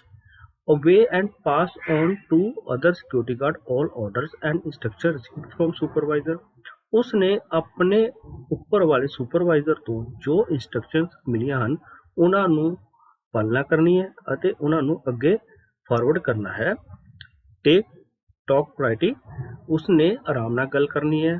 B watchful while on night patrol and check all suspicious person, ਉਸਨੇ ਆਪਣੇ ਅਧੀਨ ਕੰਮ ਕਰ ਰਹੇ ਜਿੰਨੇ ਵੀ ਵਿਅਕਤੀ ਹੈ ਉਹਨਾਂ ਨਾਲ ਪੈਟਰੋਲਿੰਗ ਤੇ ਨਾਲ ਕੰਟੈਕਟ ਰੱਖਣਾ ਹੈ। ਉਸ ਤੋਂ ਬਾਅਦ ਉਸਨੇ ਨਾਈਟ ਪੈਟਰੋਲਿੰਗ ਦੇ ਵਿੱਚ ਜਿੰਨੇ ਵੀ ਵਿਅਕਤੀ ਉਸ ਨੂੰ ਸਸਪੀਸ਼ੀਅਸ ਲੱਗ ਰਹੇ ਹਨ ਉਹਨਾਂ ਤੇ ਧਿਆਨ ਰੱਖਣਾ ਹੈ ਅਤੇ ਉਹ ਕੀ ਕੰਮ ਕਰ ਰਹੇ ਹਨ ਇਹ ਸਭ ਚੀਜ਼ਾਂ ਦਾ ਉਹਨੇ ਉਸ ਵਕਤ ਧਿਆਨ ਰੱਖਣਾ ਹੈ। ਵਰਕ ਐਜ਼ ਏ ਟੀਮ, ਉਹਨੇ ਇੱਕ ਟੀਮ ਦੇ ਤੌਰ ਤੇ ਕੰਮ ਕਰਨਾ ਹੈ। ਮੇਕ ਪ੍ਰੋਪਰ ਐਂਟਰੀ ਇਨ ਦਾ ਵਿਜ਼ਟਰ ਲੌਗ, ਉਸਨੇ ਵਿਜ਼ਟਰ ਰਜਿਸਟਰ ਹੈ ਜੋ ਉਸ ਦੇ ਵਿੱਚ ਪ੍ਰੋਪਰ ਐਂਟਰੀਜ਼ ਕਰਨੀਆਂ ਹਨ। Leave his post only after giving charge, ਉਸਨੇ ਆਪਣੇ ਤੋਂ ਨੈਕਸਟ ਜੋ ਉਸਦਾ ਇੰਪਲੋਈ ਹੈ ਉਸਨੂੰ ਚਾਰਜ ਦੇਣ ਤੋਂ ਬਾਅਦ ਹੀ ਆਪਣੀ ਜੋ ਪੋਸਟ ਹੈ ਉਹ ਛੱਡਣੀ ਹੈ। ਇਹ ਹੋ ਗਈਆਂ SOP ਸਿਕਿਉਰਿਟੀ ਗਾਰਡ ਲਈ ਜੋ ਵੈਰੀ ਕਰਦੀਆਂ ਹਨ ਉਹਨਾਂ ਦੇ ਜੋਬ ਰੋਲ ਦੇ ਅਕੋਰਡਿੰਗ। ਉਸ ਤੋਂ ਬਾਅਦ ਦੀ ਗੱਲ ਕਰਦੇ ਹਾਂ ਐਲੀਜੀਬਿਲਟੀ ਕੀ ਹੈ ਸਿਕਿਉਰਿਟੀ ਗਾਰਡ ਦੀ, ਉਸਨੂੰ ਕੀ ਚੀਜ਼ਾਂ ਚਾਹੀਦੀਆਂ ਹਨ ਇੱਕ ਸਿਕਿਉਰਿਟੀ ਗਾਰਡ ਬਣਨ ਦੇ ਲਈ। ਉਸਦੇ ਬਾਰੇ ਗੱਲ ਕਰੀਏ ਤਾਂ height 160 centimetre for male and 150 centimetre for female. ਇੱਕ ਆਦਮੀ ਦੇ ਲਈ ਜੋ ਉਸਦੀ ਹਾਈਟ ਹੈ 160 ਸੈਂਟੀਮੀਟਰ ਹੋਣੀ ਚਾਹੀਦੀ ਹੈ, ਇੱਕ ਔਰਤ ਦੇ ਲਈ 150 ਸੈਂਟੀਮੀਟਰ ਹਾਈਟ ਹੋਣੀ ਚਾਹੀਦੀ ਹੈ। weight according to standard table of height and weight, ਉਸਦੀ ਹਾਈਟ ਦੇ ਅਨੁਸਾਰ ਜੋ weight ਬਣਦਾ ਹੈ ਉਹ ਉਸਦੇ ਅਕੋਰਡਿੰਗ ਹੀ ਹੋਣਾ ਚਾਹੀਦਾ ਹੈ। Chest 80 centimetre with N expansion of 4 centimetre, ਇਹ ਸਿਰਫ ਮੇਲ ਦੇ ਲਈ ਹੈ, ਫੀਮੇਲ ਦੇ ਲਈ ਕੋਈ ਰਿਕੁਆਇਰਮੈਂਟ ਨਹੀਂ ਹੈ। 80 ਸੈਂਟੀਮੀਟਰ ਮੇਲ ਦੀ ਛਾਤੀ ਹੋਣੀ ਚਾਹੀਦੀ ਹੈ ਅਤੇ ਫੁਲਾ ਕੇ 4 ਸੈਂਟੀਮੀਟਰ ਵਧਾ ਕੇ 84 ਸੈਂਟੀਮੀਟਰ ਹੋਣੀ ਚਾਹੀਦੀ ਹੈ। Eyesight far sight vision 6 near vision 0.6 ਹੋਣਾ ਚਾਹੀਦਾ ਹੈ। ਉਸਨੂੰ ਕੋਈ ਕਲਰ ਬਲਾਈਂਡਨੈਸ ਨਹੀਂ ਹੋਣੀ ਚਾਹੀਦੀ ਹੈ, ਮਤਲਬ ਕਿ ਜੋ ਉਸਨੂੰ ਕਲਰ ਦਿਖਾਈ ਦਿੰਦੇ ਹਨ ਉਹ ਸੇਮ ਕਲਰ ਹੋਣਾ ਚਾਹੀਦਾ ਹੈ। ਕਲਰ ਬਲਾਈਂਡਨੈਸ ਦੇ ਵਿੱਚ ਕੋਈ ਕਲਰ ਹੋਰ ਦਿਖਾਈ ਦਿੰਦਾ ਹੈ, ਕਈ ਵਾਰ ਬਲੈਕ ਐਂਡ ਵਾਈਟ ਦਿਖਦਾ ਹੈ, ਉਹ ਚੀਜ਼ਾਂ ਉਹਨੂੰ ਨਹੀਂ ਹੋਣੀਆਂ ਚਾਹੀਦੀਆਂ। Read and understand display in English alphabet and Arabic number, ਉਸਨੂੰ ਇੰਗਲਿਸ਼ ਅਲਫਾਬੈਟ ਦਾ ਪਤਾ ਹੋਣਾ ਚਾਹੀਦਾ ਅਤੇ ਅਰੈਬਿਕ ਨੰਬਰ ਦਾ ਪਤਾ ਹੋਣਾ ਚਾਹੀਦਾ ਹੈ ਕਿਹੜੇ ਹਨ। ਹੀਅਰਿੰਗ, ਉਸਨੂੰ ਕੋਈ ਹੀਅਰਿੰਗ ਡਿਫੈਕਟ ਨਹੀਂ ਹੋਣਾ ਚਾਹੀਦਾ। ਇਹ ਗੱਲਾਂ ਹੋ ਗਈਆਂ ਐਲੀਜੀਬਿਲਟੀ ਸਿਕਿਉਰਿਟੀ ਗਾਰਡ ਬਣਨ ਦੇ ਲਈ ਕਿਹੜੀਆਂ ਹਨ। ਉਸ ਤੋਂ ਬਾਅਦ ਟਾਈਪਸ ਆਫ ਸਿਕਿਉਰਿਟੀ ਗਾਰਡ ਕਿਹੜੇ ਹਨ। ਸਟੈਟਿਕ ਸਿਕਿਉਰਿਟੀ ਗਾਰਡਸ ਇੱਕ ਥਾਂ ਤੇ ਰੁਕ ਕੇ ਆਲੇ ਦੁਆਲੇ ਨਿਗਾਹ ਰੱਖਦੇ ਹਨ, ਕੋਈ ਸਸਪੀਸ਼ੀਅਸ ਵਿਅਕਤੀ ਜਾਂ ਸਸਪੀਸ਼ੀਅਸ ਐਕਟੀਵਿਟੀ ਤਾਂ ਨਹੀਂ ਹੋ ਰਹੀ। ਇਹ ਸਾਰੀਆਂ ਹਨ ਟਾਈਪਸ ਸਿਕਿਉਰਿਟੀ ਗਾਰਡ ਦੀਆਂ, ਇਹ ਕਿਸ ਤਰ੍ਹਾਂ ਕੰਮ ਕਰਦੇ ਹਨ ਅਤੇ ਕਿਹੜੇ ਸਿਕਿਉਰਿਟੀ ਗਾਰਡਸ ਹੁੰਦੇ ਹਨ। ਉਸ ਤੋਂ ਬਾਅਦ ਗੱਲ ਕਰੀਏ ਤਾਂ ਸਿਕਿਉਰਿਟੀ ਸੁਪਰਵਾਈਜ਼ਰ ਜਾਂ ਹੈਡ ਸਿਕਿਉਰਿਟੀ ਗਾਰਡ ਕੌਣ ਹੁੰਦਾ ਹੈ। Supervisor is a person in the first line management who monitors and regulates employees for their performance with regard to assigned or delegated tasks। ਇਹ ਆਮ ਤੌਰ ਤੇ ਜੋ ਸਿਕਿਉਰਿਟੀ ਗਾਰਡ ਹੁੰਦਾ ਹੈ ਉਸ ਦੇ ਉੱਪਰ ਫਸਟ ਲਾਈਨ ਦੇ ਵਿੱਚ ਉਹਨਾਂ ਦਾ ਧਿਆਨ ਰੱਖਣ ਲਈ ਤੇ ਉਹਨਾਂ ਨੂੰ ਇੰਸਟਰਕਸ਼ਨ ਦੇਣ ਲਈ ਇਹਨਾਂ ਨੂੰ ਰੱਖਿਆ ਜਾਂਦਾ ਹੈ। ਉਹਨਾਂ ਨੂੰ ਅਸੀਂ ਆਖਦੇ ਹਾਂ ਸਿਕਿਉਰਿਟੀ ਸੁਪਰਵਾਈਜ਼ਰ ਜਾਂ ਹੈਡ ਗਾਰਡ। ਇਹਨਾਂ ਦਾ ਕੰਮ ਕੀ ਹੁੰਦਾ ਹੈ, ਜੋ ਵੀ ਇੰਸਟਰਕਸ਼ਨ ਇਹਨਾਂ ਨੂੰ ਮੈਨੇਜਮੈਂਟ ਵੱਲੋਂ ਮਿਲਦੀਆਂ ਹਨ ਉਹਨਾਂ ਨੂੰ ਦੂਜੇ ਸਿਕਿਉਰਿਟੀ ਗਾਰਡ ਤੱਕ ਭੇਜਣਾ ਅਤੇ ਜੋ ਉਹਨਾਂ ਨੂੰ ਐਕਟੀਵਿਟੀ ਦਿੱਤੀਆਂ ਗਈਆਂ ਹਨ ਉਹਨਾਂ ਦਾ ਧਿਆਨ ਰੱਖਣਾ। ਇਹ ਆਮ ਤੌਰ ਤੇ 15 ਸਿਕਿਉਰਿਟੀ ਗਾਰਡ ਦੇ ਉੱਪਰ ਰੱਖੇ ਜਾਂਦੇ ਹਨ, ਇਹਨਾਂ ਨੂੰ ਅਸੀਂ ਆਖਦੇ ਹਾਂ ਹੈਡ ਸਿਕਿਉਰਿਟੀ ਗਾਰਡਸ। ਇਸ ਤੋਂ ਬਾਅਦ ਆ ਗਿਆ ਸਾਡਾ role and responsibilities of security supervisor. ਇੱਕ ਸਿਕਿਉਰਿਟੀ ਸੁਪਰਵਾਈਜ਼ਰ ਦੀਆਂ ਕਿਹੜੇ ਰੋਲ ਹਨ ਅਤੇ ਉਸ ਦੀਆਂ ਜ਼ਿੰਮੇਵਾਰੀਆਂ ਕਿਹੜੀਆਂ ਹਨ। ਸਭ ਤੋਂ ਪਹਿਲੀ ਆ ਗਈ supervise the security staff as per the companies policies and rules. ਉਸਨੇ ਕੰਪਨੀ ਪਾਲਿਸੀ ਦੇ ਅਨੁਸਾਰ ਜੋ ਵੀ ਸਿਕਿਉਰਿਟੀ ਸਟਾਫ ਹੈ ਉਸਨੂੰ ਸੁਪਰਵਾਈਜ਼ ਕਰਨਾ ਅਤੇ ਉਹਨਾਂ ਨੂੰ ਕੰਮ ਦੇਣਾ, ਇਹ ਉਸਦਾ ਸਭ ਤੋਂ ਜ਼ਰੂਰੀ ਕੰਮ ਹੁੰਦਾ ਹੈ। Educate the security staff on the various procedures and system. अलग अलग जो कंपनी के प्रोसीजर हैं, जो सिस्टम हैं, उन्होंने अनुसार सिक्योरिटी स्टाफ ਨੂੰ एजुकेट करना ਅਤੇ ਉਹਨਾਂ ਨੂੰ ਉਹਨਾਂ ਦੇ ਕੰਮ ਦੇ ਬਾਰੇ ਦੱਸਣਾ ਇਹ ਸਿक्योरिटी सुपरवाइजर का काम है। Conduct training activity for the security staff. अलग अलग ट्रेनिंग एक्टिवेट करनी है ताकि वो सिक्योरिटी स्टाफ ਨੂੰ अप टू डेट रख सके कंपनी पॉलिसी के अनुसार ਅਤੇ जिन्हां ਲਈ ਉਹ ਕੰਮ कर रहे हैं ਉਹਨਾਂ ਦੇ ਬਾਰੇ ਉਹ ਉਹਨਾਂ ਨੂੰ ਰੈਗੂਲਰ ਇਨਫੋਰਮ ਕਰਦਾ ਰਹੇ। ਇਹ ਸਾਰੀਆਂ ਗੱਲ ਸਨ role and responsibilities of security supervisor. ਇਸ ਤੋਂ ਬਾਅਦ ਆ ਗਿਆ ਸਾਡਾ role and responsibility of security supervisor ਦੀਆਂ ਹੋਰ ਕਿਹੜੀਆਂ ਹਨ। Maintain security equipment and gadgets. ਉਸ ਨੇ ਜੋ ਵੀ ਇਕਵਿਪਮੈਂਟ ਹਨ ਸਿਕਿਉਰਿਟੀ ਦੇ ਉਹਨਾਂ ਨੂੰ ਮੇਨਟੇਨ ਕਰਨਾ ਅਤੇ ਉਹਨਾਂ ਦੇ ਗੈਜਟ ਜੋ ਹਨ ਉਹਨਾਂ ਨੂੰ ਮੇਨਟੇਨ ਕਰਨਾ ਅਤੇ ਉਹਨਾਂ ਨੂੰ ਸਹੀ ਹਾਲਤ ਦੇ ਵਿੱਚ ਰੱਖਣਾ ਸਭ ਤੋਂ ਵੱਡੀ ਉਸਦੀ ਜ਼ਿੰਮੇਵਾਰੀ ਬਣਦੀ ਹੈ। Ensure the maintenance of entry and exit log. उसने इंश्योर करना जो सिक्योरिटी स्टाफ है वो entry and exit log properly ensure कर रहा है या नहीं कर रहा। अपडेट एंड साइन और डेली सिक्योरिटी रिपोर्ट।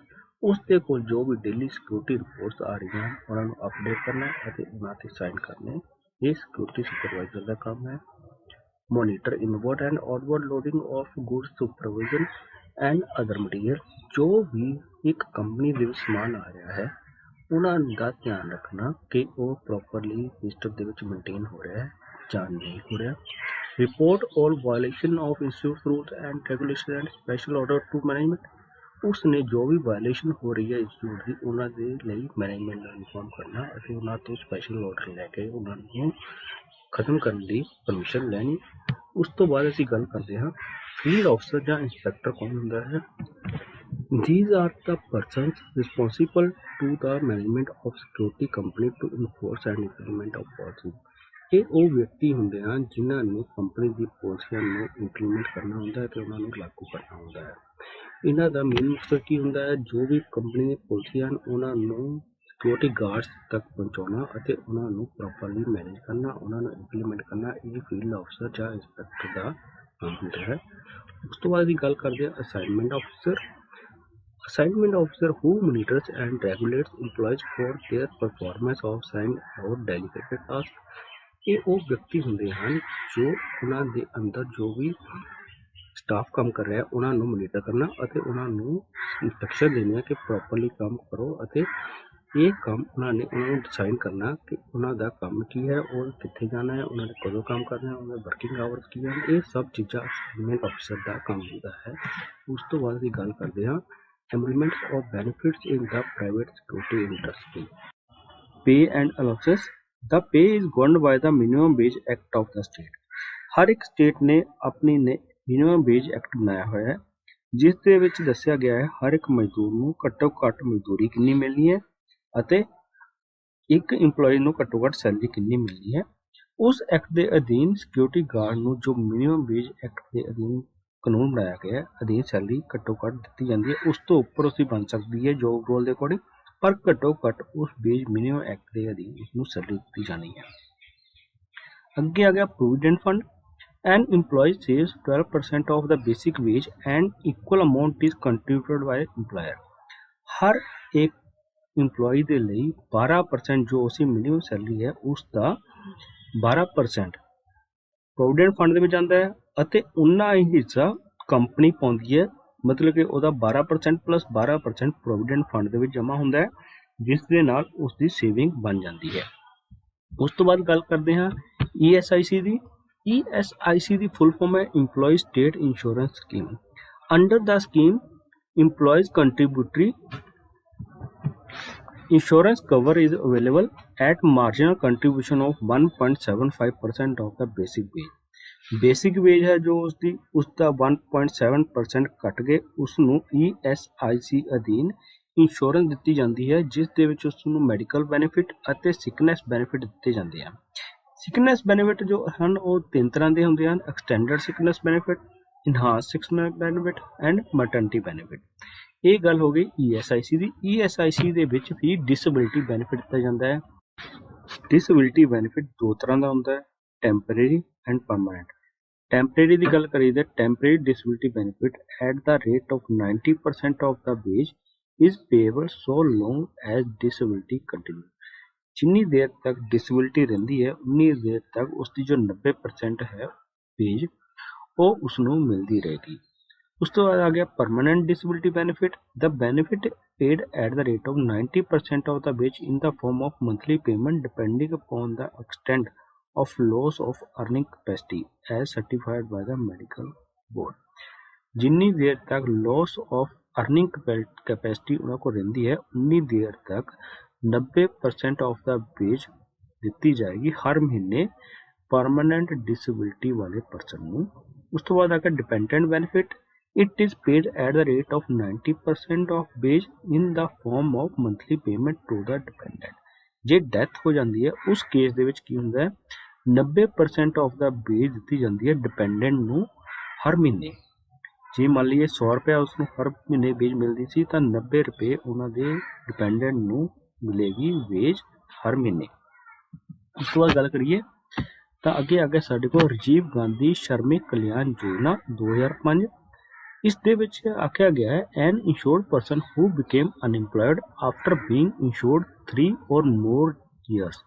जे कोई व्यक्ति 3 साल ਜਾਂ ਉਸ ਤੋਂ ਵੱਧ ਇੰਸ਼ੋਰਡ ਰਹਿਣ ਤੋਂ ਬਾਅਦ ਅਨਐਮਪਲਾਇਡ ਹੁੰਦਾ ਹੈ ਮਤਲਬ ਉਹਦੀ ਜੌਬ ਚਲ ਜਾਂਦੀ ਹੈ ਉਸ ਕੇਸ ਦੇ ਵਿੱਚ due to closure of the factory or establishment ਜਾਂ ਫੈਕਟਰੀ ਬੰਦ ਹੋ ਗਈ ਹੈ ਜਾਂ ਫਿਰ ਇਸਟੈਬਲਿਸ਼ਮੈਂਟ ਬੰਦ ਹੋ ਗਈ ਹੈ ਉਸ ਦੇ ਵਿੱਚ ਉਸ ਨੂੰ ਹੇਠ ਲਿਖੇ ਬੈਨੀਫਿਟ ਦਿੱਤੇ ਜਾਣਗੇ। Unemployment allowance equal to 50% of the wage for maximum period of up to 1 year। 1 ਸਾਲ ਤੱਕ ਉਸਨੂੰ ਅਨਐਮਿਟੀ ਅਲਾउंस ਮਿਲਦਾ ਰਹੇਗਾ 50% ਉਸਦੀ ਵੇਜ ਦਾ। Medical care for self and family person from ESIC hospital. ESI hospital ਤੋਂ ਉਹਨਾਂ ਨੂੰ ਮੈਡੀਕਲ ਫੈਸਿਲਿਟੀ ਉਹਨਾਂ ਨੂੰ ਤੇ ਉਹਦੀ ਫੈਮਿਲੀ ਨੂੰ ਮਿਲਦੀ ਰਹੇਗੀ। Vocational training provided for upgradation skills. ਉਹਨਾਂ ਦੀ ਸਕਿੱਲਸ ਨੂੰ ਇੰਪਰੂਵ ਕਰਨ ਦੇ ਲਈ ਉਹਨਾਂ ਨੂੰ ਵੋਕੇਸ਼ਨਲ ਟ੍ਰੇਨਿੰਗ ਦਿੱਤੀ ਜਾਏਗੀ free of cost. Expenditure on fee travelling allowance borne by the ESIC। ਉਹਨਾਂ ਨੇ ਜਿਹੜੀ ਅਪਗ੍ਰੇਡੇਸ਼ਨ ਸਕਿੱਲ ਦੇ ਲਈ ਜੋ ਆਉਣ ਜਾਣ ਦਾ ਖਰਚਾ ਹੈ ਉਹ ESIC ਹੀ ਬੀਅਰ ਕਰੇਗੀ ਉਹਨਾਂ ਨੂੰ ਖੁਦ ਖਰਚਣ ਦੀ ਜ਼ਰੂਰਤ ਨਹੀਂ ਪਏਗੀ। ਇਹ ਹੋ ਗਈ ਰਾਜੀਵ ਗਾਂਧੀ ਸ਼ਰਮਿਕ ਯੋਜਨਾ। ਇਹਨਾਂ ਦੇ ਵਿੱਚ ਬੋਨਸ ਬੈਨੀਫਿਟ ਵੀ ਦਿੱਤਾ ਜਾਂਦਾ ਹੈ। Any employee on a salary of wage not exceeding 3500 per month in an industry eligible for bonus up to maximum of 10 years। हर साल जे ਉਹਨਾਂ ਦੀ ਸੈਲਰੀ 3500 ਤੋਂ ਵੱਧ ਨਹੀਂ ਹੈ ਤਾਂ ਉਹਨਾਂ ਨੂੰ 10000 ਦਾ ਬੋਨਸ ਵੀ ਦਿੱਤਾ ਜਾਏਗਾ। Leave all employees are governed by the company policy and the labor law prevalent in the states। ਹਰ ਸਟੇਟ ਦੇ ਵਿੱਚ ਇੱਕ ਲੇਬਰ ਲਾਅ ਬਣੇ ਹੋਏ ਹੈ ਕੰਪਨੀ ਦੀਆਂ ਪਾਲਿਸੀਆਂ ਇਹਨਾਂ ਨੂੰ ਮੈਚ ਕਰਕੇ ਜੋ ਉਸਦੀ ਸੈਲਰੀ ਲੀਵ ਬਣਦੀ ਰਹੇਗੀ ਉਹ ਉਹਨਾਂ ਨੂੰ ਦਿੱਤੀ ਜਾਂਦੀ ਹੈ। ਇਹ ਹੋਈ ਗੱਲ ਸਾਡੇ ਸੈਸ਼ਨ 2 ਦੀ। ਉਸ ਤੋਂ ਬਾਅਦ ਅਸੀਂ ਗੱਲ ਕਰਾਂਗੇ ਸੈਸ਼ਨ 3 ਦੀ। ਹੁਣ ਅਸੀਂ ਗੱਲ ਕਰਦੇ ਹਾਂ ਸੈਸ਼ਨ 3 ਦੀ ਮਟੀਰੀਅਲ ਹੈਂਡਲਿੰਗ ਇਨ ਹਾਊਸਕੀਪਿੰਗ। ਸਭ ਤੋਂ ਪਹਿਲਾਂ ਅਸੀਂ ਜਾਣਦੇ ਹਾਂ ਮਟੀਰੀਅਲ ਹੈਂਡਲਿੰਗ ਕੀ ਹੁੰਦਾ ਹੈ। ਮਟੀਰੀਅਲ ਹੈਂਡਲਿੰਗ ਦੇ ਵਿੱਚ ਜਦੋਂ ਸਮਾਨ ਕੋਈ ਪ੍ਰਾਪਤ ਹੋਇਆ ਤਾਂ ਉਸ ਸਮਾਨ ਨੂੰ ਉਸ ਜਗ੍ਹਾ ਤੋਂ ਲੈ ਕੇ ਉਸਦੀ ਆਪਣੀ ਜਗ੍ਹਾ ਤੱਕ ਲੈ ਕੇ ਜਾਣ ਦੀ ਪ੍ਰਕਿਰਿਆ ਨੂੰ ਮਟੀਰੀਅਲ ਹੈਂਡਲਿੰਗ ਆਖਦੇ ਹਨ। ਇਸ ਦੇ ਵਿੱਚ ਸਮਾਨ ਜਿਸ ਪ੍ਰਕਿਰਿਆ ਦੇ ਵਿੱਚ ਜਿਸ ਤਰ੍ਹਾਂ ਪ੍ਰਾਪਤ ਹੋਇਆ ਉਸੇ ਤਰ੍ਹਾਂ ਹੀ ਸਮਾਨ ਨੂੰ ਉਸਦੀ ਜਗ੍ਹਾ ਤੱਕ ਲੈ ਕੇ ਜਾਣਾ ਬਿਨਾਂ ਕੋਈ ਨੁਕਸਾਨ ਪਹੁੰਚਾਏ। ਉਸ ਤੋਂ ਬਾਅਦ ਹੀ ਜਾਣਦੇ ਹਾਂ ਹਾਊਸਕੀਪਿੰਗ ਕੀ ਹੁੰਦਾ ਹੈ। Housekeeping refers to the management of duties involved in running of a household such as cleaning, cooking, home maintenance, shopping and bill payment। ਇੱਕ ਘਰ ਨੂੰ ਚਲਾਉਣ ਦੇ ਲਈ ਜਿਹੜੀ ਪ੍ਰਕਿਰਿਆਵਾਂ ਦੀ ਜਿਹੜੀ ਕਿਰਿਆਵਾਂ ਦੀ ਜਿਹੜੇ ਕੰਮਾਂ ਦੀ ਜ਼ਰੂਰਤ ਪੈਂਦੀ ਹੈ ਉਸ ਨੂੰ ਹਾਊਸਕੀਪਿੰਗ ਆਖਿਆ ਜਾਂਦਾ ਹੈ। ਇਸ ਦੇ ਵਿੱਚ ਕਲੀਨਿੰਗ ਆ ਜਾਂਦੀ ਹੈ, ਕੁਕਿੰਗ ਆ ਜਾਂਦੀ ਹੈ, ਹੋਮ ਮੇਨਟੇਨੈਂਸ ਆ ਜਾਂਦੀ ਹੈ, ਸ਼ਾਪਿੰਗ ਆ ਜਾਂਦੀ ਹੈ ਅਤੇ ਬਿਲ ਪੇਮੈਂਟ ਆ ਜਾਂਦਾ ਹੈ। These tasks may be performed by members of the household or by other persons hired for the purpose। ਇਹ ਕੰਮ ਘਰ ਦੇ ਮੈਂਬਰਾਂ ਦੁਆਰਾ ਕੀਤਾ ਜਾ ਸਕਦਾ ਹੈ ਜਾਂ ਫਿਰ ਜੋ ਪਰਸਨਸ ਹਾਇਰ ਕੀਤੇ ਹੁੰਦੇ ਹਨ ਉਹਨਾਂ ਦੁਆਰਾ ਵੀ ਇਹ ਕੰਮ ਕੀਤਾ ਜਾ ਸਕਦਾ ਹੈ।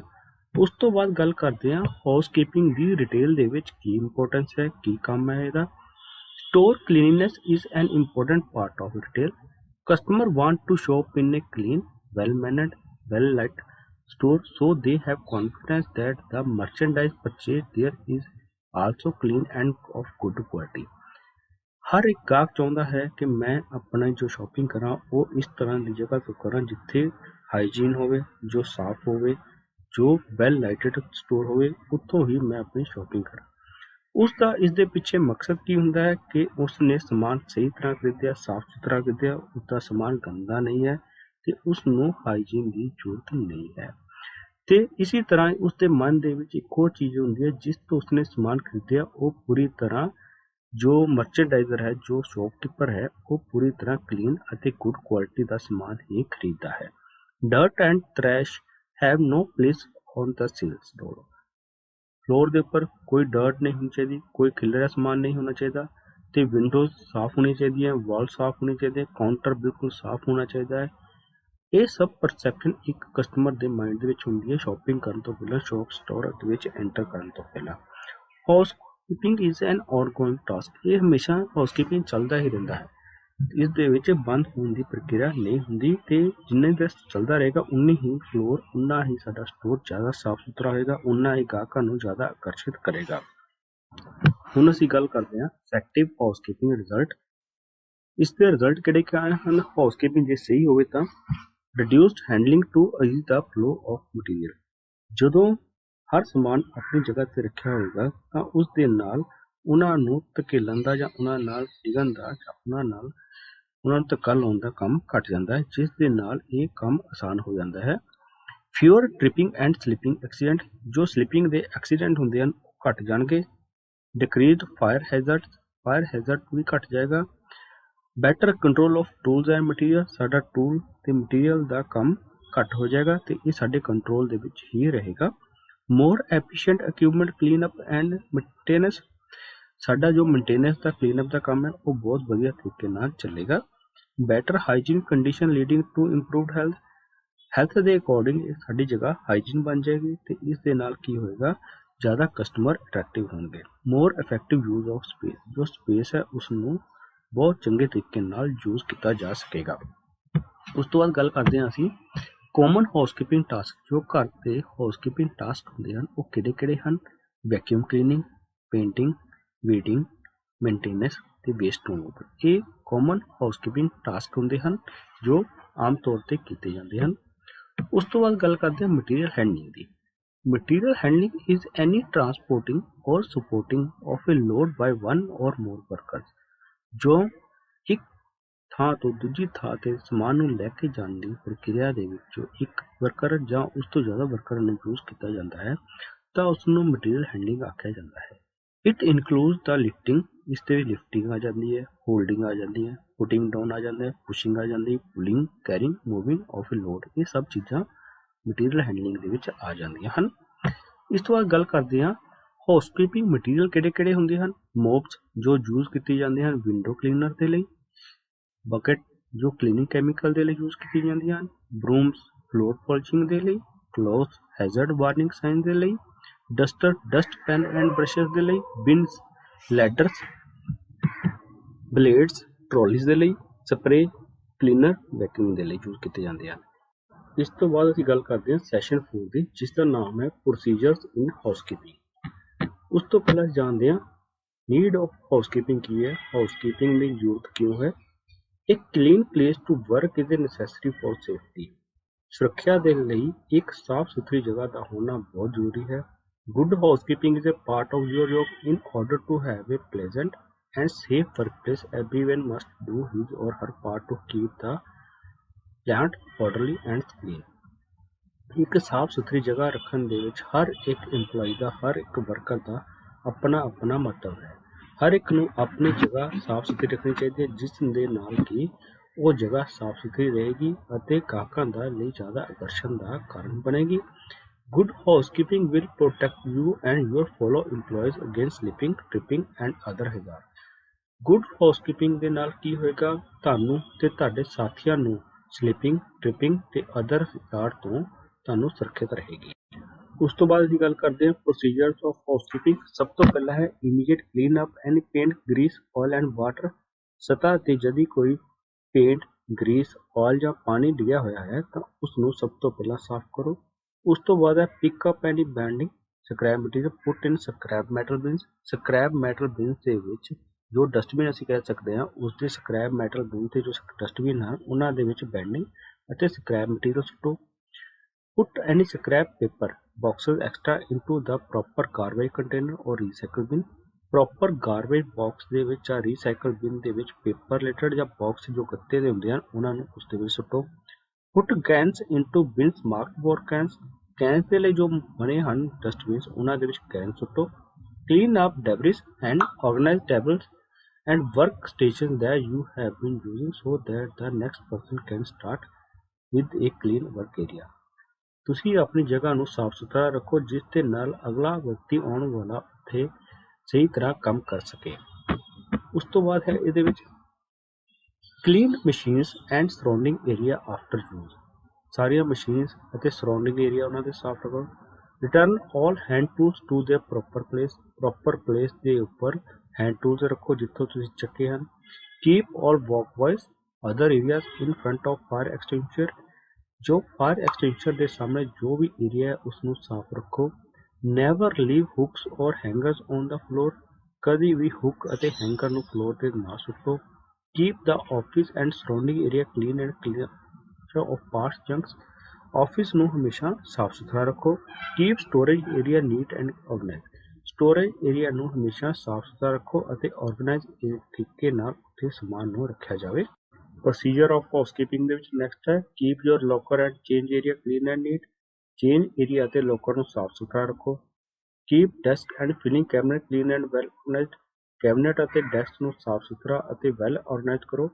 Clean office computer printer area at the end of every shift. हर शिफ्ट तो बाद ऑफिस कंप्यूटर और प्रिंटर नूं साफ करो।